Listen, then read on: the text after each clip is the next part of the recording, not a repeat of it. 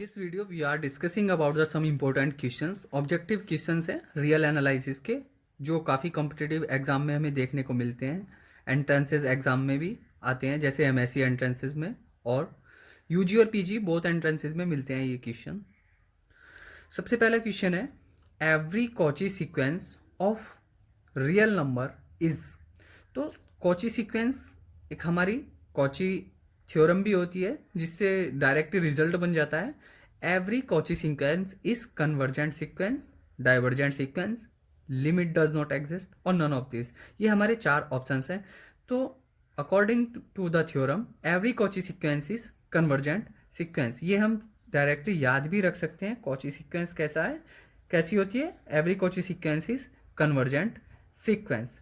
ठीक है, next one question है कॉची ए। हमारे पास दो स्टेटमेंट दिए हुए हैं ए एंड बी और हमें देखना है कि दोनों ट्रू हैं या एक ट्रू है या फॉल्स है। सबसे पहला statement A is Cauchy sequence is convergent, B Cauchy sequence is bounded. जैसे हमने फर्स्ट क्वेश्चन करा है as it is second is related to the first. Every Cauchy sequence of real number is convergent, तो Cauchy sequence of real number convergent होती है। अब second वाले question में हमें सेम चीज़ कुछ देखने को मिल रही है, इसमें कॉची सीक्वेंस इज कन्वर्जेंट, ठीक है, कन्वर्जेंट होती है, ये ट्रू है। And B Cauchy sequence is bounded. देखो जो सीक्वेंस कन्वर्जेंट होगी वो बाउंडेड भी होगी, ठीक है, सीक्वेंस बाउंडेड भी होगी और कन्वर्जेंट भी होगी। ये दोनों साइड से ट्रू होता है, कन्वर्जेंट है तो बाउंडेड होगी। ठीक है, तो अब हमारे ऑप्शंस देखने हैं। A and B both true, A is false, B is false, A and B both false. तो सबसे पहले हम ऑप्शंस को डिस्कार्ड करते हैं। डिस्कार्ड करने का मतलब है कि ऑप्शंस को कैंसिल कर लेते हैं। जैसे कि हमने देखा every Cauchy sequence is convergent sequence, तो ए तो ट्रू हो गया, ठीक है, तो ए ट्रू होने का मतलब है ए तो फॉल्स नहीं है as it is. B Cauchy sequence is bounded, तो कॉची सीक्वेंस बाउंडेड सीक्वेंस होती हैं, तो यहाँ पर हमारा सी ऑप्शन है बी इज फॉल्स, ये भी गलत क्योंकि बी ट्रू है। अब यहाँ पर हम देख रहे हैं ए ट्रू है, यहाँ पर बोथ फॉल्स की बात कर रहा है, ये भी ऑप्शन रॉन्ग है, तो option A is correct, A and B both true. Third question की बात करते हैं। सेट रियल नंबर का सेट है कोई भी आर प्लस पॉजिटिव नंबर्स हैं। जैसे हमें एक उसने इंटरवल दिया है कहाँ से, जीरो से लेकर इन्फिनिटी तक का है, ठीक है, पॉजिटिव रियल नंबर का सेट है। अब देखो ये ओपन इंटरवल दिया है, ओपन इंटरवल में क्या होगा, जो हमारा जीरो है it is not lie in this interval and infinity पर ओपन रहता ही रहता है, ठीक है। अब ऑप्शंस के बारे में बात करते हैं। No upper bound, upper bound, none of this and least upper bound. तो देखो इसमें ना तो हमारा अपर बाउंड है और ना ही हमारा लोअर बाउंड है, तो option B is wrong. None of this ये भी गलत हो जाएगा।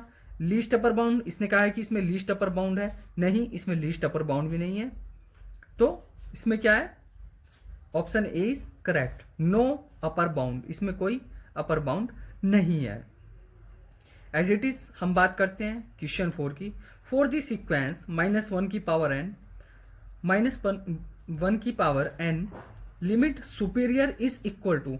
अब हमें एक सीक्वेंस गिवन है, जो सीक्वेंस है -1 की पावर n, हमें देखना है इसका सुप्रीमम क्या होता है। तो लिमिट सुपीरियर निकालने के लिए limit n tends to infinity रख लेंगे, ठीक है। अगर मैं इसमें limit n tends to infinity रखूँ तो मुझे ये क्या देगा, +1 ही देगा, बिकॉज अब जैसे -1 की पावर n है तो a1 अगर मैं बात करता हूँ तो कितना आता है, -1 आता है। a2 अगर रखता हूँ तो a2 में कितना आ जाएगा, n = 2 रखने पर तो 1 आ जाएगा, ठीक है।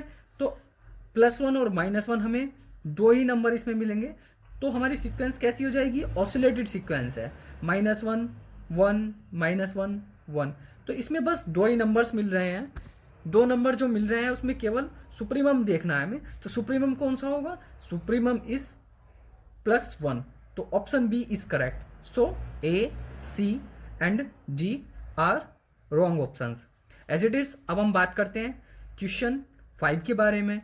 If the sequence x n of real number have L1 and L2, इसमें दो लिमिट पॉइंट्स गिवन है, L1 and L2, be two limit points, two limit points, ठीक है।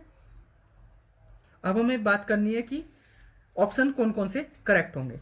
देखो L1 is less than L2 first, तो हमें पता है कि लिमिट कैसी होती है सीक्वेंस की, यूनिक लिमिट होती है, यूनिक लिमिट पॉइंट होता है सीक्वेंस में, कभी भी दो लिमिट पॉइंट नहीं होते हैं, तो this option is wrong. B option is L1 is less than L2, क्या ऐसा हो सकता है कि एक लिमिट पॉइंट दूसरे लिमिट पॉइंट से छोटा हो, रॉन्ग, ठीक है। As it is option C is L1 equal to L2, L1 equal to L2, तो दोनों लिमिट पॉइंट इक्वल होते हैं क्योंकि यूनिक लिमिट पॉइंट होता है सीक्वेंस का। कैसा लिमिट पॉइंट होता है, यूनिक लिमिट पॉइंट होता है, ना कि लेस देन, इक्वल देन और नॉट इक्वल टू। तो all options are wrong, C option is correct, L1 equal to L2।